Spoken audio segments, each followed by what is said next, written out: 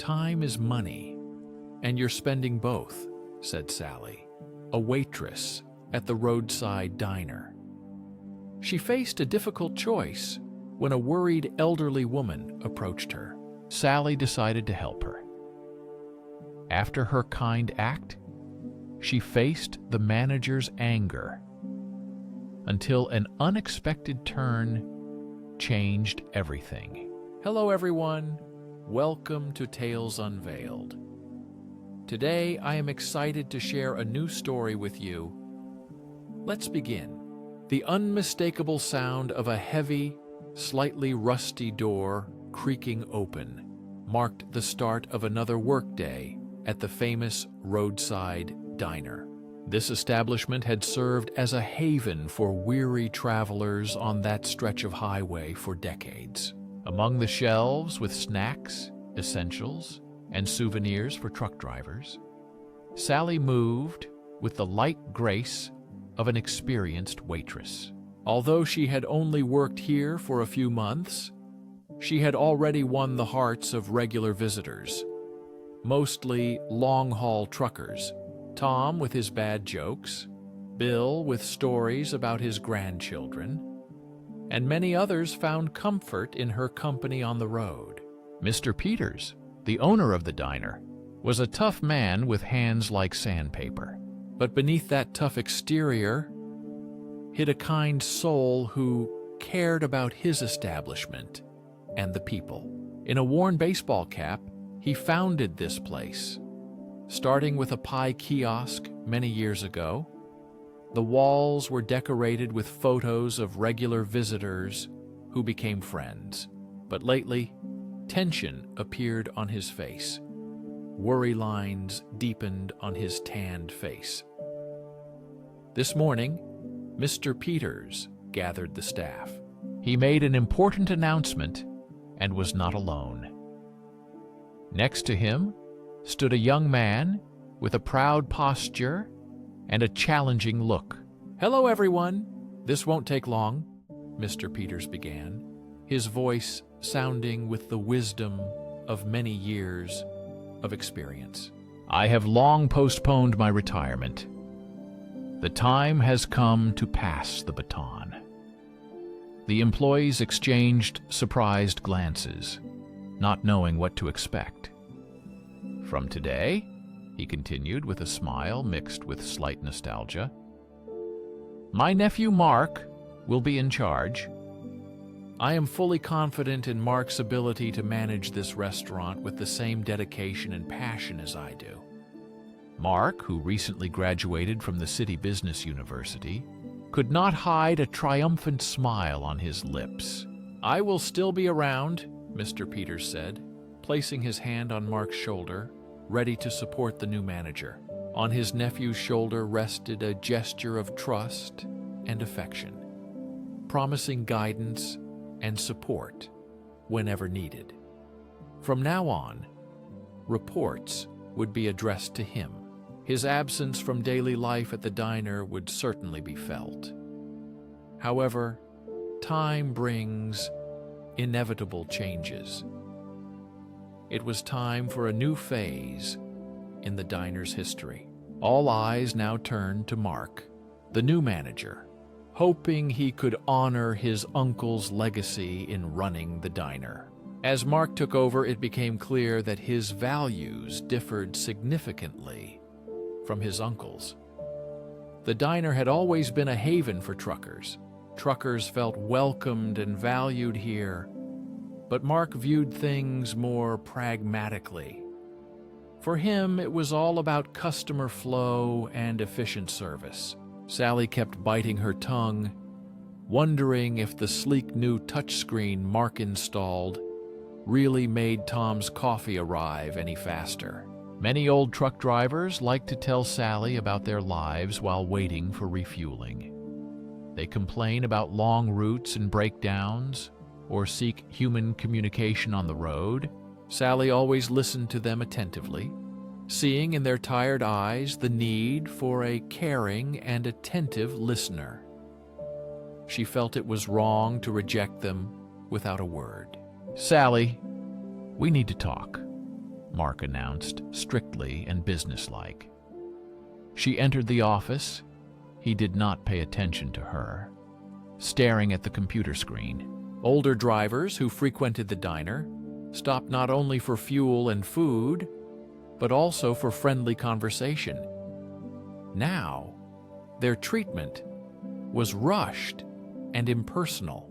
For Mark, every minute spent on unnecessary conversation meant lost time and lost profits. The warm, familiar environment had begun to fade. "I'll be brief," he began without preamble. "Your performance is the worst in the team, and your service time is significantly longer despite my advice to work faster. You keep wasting time on pointless conversations with clients," he continued. Sally tried to explain that every client has their own story. Mark interrupted her sharply, saying, "I'm not interested in their stories. This is your final warning. If I see you wasting time on empty talks, you're fired." Sally left the meeting feeling helpless and confused, not knowing how to maintain humanity in a job that demands speed and efficiency. She had a special reason to listen to these stories, vividly remembering the years spent with her grandfather, a truck driver who died several years ago. One day, a stranger truck driver in a cafe warned the grandfather about the early signs of diabetes. This simple interaction changed a lot. Thanks to this, the grandfather got checked. The disease was detected early, the treatment was effective, and the quality of life improved significantly. Now Sally was the person who could help others, just as the stranger helped her grandfather.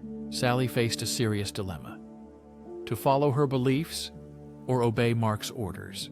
The day was especially busy when an elderly woman approached the cafe, looking worried and confused. "Dear, could you help me with this tire pressure gauge?" she asked, rummaging through her purse. "I'm a bit confused. Usually my son buys this, but he's on a long trip, and I forgot to tell him that the tires are deflating." There was a small corner in the cafe with auto parts needed for urgent repairs. As Sally drove, she felt Mark staring intently at her. The pressure to be efficient hung in the air. But the elderly woman's need was more important than the fear of punishment. The woman continued, "You know, madam, I'm a regular customer here, but since my son usually handles things, I don't recognize you. Is Mr. Peters still running this place? I was good friends with his wife," she said hopefully. Sally explained that Mr. Peters had retired. Mark was approaching, and his frowning face was becoming more noticeable. When they reached the appliance section, the woman began frantically rummaging through her purse. "It seems I forgot my wallet at home," she said, her voice trembling with excitement and embarrassment. "Looks like I won't be able to pay for this today," she sighed, feeling the seriousness of the situation. Sally understood that the woman most likely depended on the correct tire pressure for a safe trip. "I have an idea," said Sally, with a warm smile returning to her face. "Don't worry today. The device is on us," she said, easing the tension and helping the woman. "I'll make sure one of the guys checks your tires before you leave," he said. The woman's face lit up with a smile. "Oh dear, how sweet of you. As soon as I see Mr. Peters, I'll tell him what a wonderful employee he has," she said, with a grateful wave as she left the diner. She carried not only the necessary pressure gauge, but also the memory of a compassionate heart. Soon Mark appeared with a stern expression on his face. "Sally, I warned you. You not only delayed with that woman, but also gave away the goods. Are we running a charity?" he asked strictly. He was not interested in explanations. "I will deduct the cost of the pressure gauge from your salary," he said. Sally wanted to respond, but he interrupted. "Pack your things! You're fired!" he declared in a calm and resolute voice. Sally was stunned. A wave of emotions overwhelmed her. She followed her heart, helped someone in need, and now was left without a job. Was it worth doing the right thing if it meant getting fired? However, the story took an unexpected turn. 30 minutes after the dismissal, Mr. Peters arrived, looking puzzled. "Where is Sally?" he asked, looking around the diner. Mark, with a visible, he proudly informed his uncle that he had just fired her. Mr. Peters's face turned pale with anxiety. Mark continued to explain that Sally was ineffective and unprofessional. Suddenly, the phone rang in the diner. A young waitress, embarrassed, interrupted the conversation. The woman on the other end said she was your friend and wanted to speak urgently. Mr. Peters took the receiver, his face changing from confusion to surprise. After hearing the caller, he hung up with clear disapproval. "That was my wife," Mr. Peters said in a steely tone. "She was just talking to that elderly woman you rejected." Apparently, Sally was a model of kindness, the kind of service that makes this diner special. You fired her for doing her job right. "It seems you don't understand the spirit of this place," Mr. Peters said, his voice full of disappointment. "Unfortunately, Mark, I was wrong to trust you." Without hesitation, he picked up the phone again and called the recently fired Sally, asking her to come back. When she arrived, she was in for a stunning surprise. Mr. Peters began speaking with sincerity on his face. "My nephew Mark no longer works here. I need someone to replace him. Would you consider managing this cafe?" Sally was stunned, tears welling up in her eyes. She could hardly believe such an unexpected turn of events and the offer made to her. After being treated unfairly, she was now being offered to manage the place she loved so much. Her voice trembled with emotion as she replied, "Mr. Peters, it is an honor for me." Sally's genuine kindness was a breath of fresh air. Her act of kindness towards an elderly woman, though it cost her her job, opened a door she had never dreamed of. It was a powerful reminder. Even if good deeds go unnoticed, their impact can appear unexpectedly and widely, like ripples on water. Sally realized that running the cafe was not just about efficiency and profit, but about creating a place where weary travelers could find hot food, support, and a sense of community. It was a legacy she was determined to preserve and honor.